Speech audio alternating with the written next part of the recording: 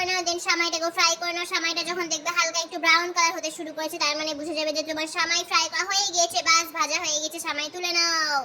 কিছুক্ষণ ধরে নাড়ার পরে ব্রাউন কালার হওয়ার পরে ব্যাস প্যানের মধ্যে দুধ দিয়ে দাও। দুধের মধ্যে দারচিনি, এলাচ, লবঙ্গ যা কিছু দাও সবকিছু দিয়ে দাও। গরম মশলা জবি দেওয়া দিয়ে দাও। দেন কিছুক্ষণ ধরে নাড়ার পরে যে সামাইটা ভেজে রেখেছিলে সেই সামাইটা দিয়ে দাও। আর তারপরে কি দিতে হবে, গেস করো কাজু বাদাম যেটা তুমি ভেজে রেখেছিলে সাইডে। সো কাজু বাদাম দিয়ে দাও। তারপর নাড়তে থাকো। একটু ঘন করে নাও। দেন অল-ইন-ওয়ান অপশনও আছে চিনি, এবার এটা হচ্ছে গুড়। গুড় কেন? কারণ গুড় দিলে তুমি চকলেটি কালার পাবে, ব্রাউন কালার পাবে, যেটা দেখতে সুন্দর লাগবে, তোমার প্রেজেন্টেশনটা খুব সুন্দর হবে। তাই তুমি গুড় ট্রাই করতে পারো। একদম ঘন হওয়ার পরে বুঝে যাবে যে সামাই অলমোস্ট রেডি হয়ে গেছে। তোমার কিছুক্ষণ ধরে লো ফ্লেমে দিয়ে দাও এন্ড দেন ঘন হতে দাও। দেন সামাই রেডি। দেখে বলো কেমন লাগছে, দেখে জানাও। খেতে তো পারছো না তো দেখেই জানিয়ে দাও। হা হা হা।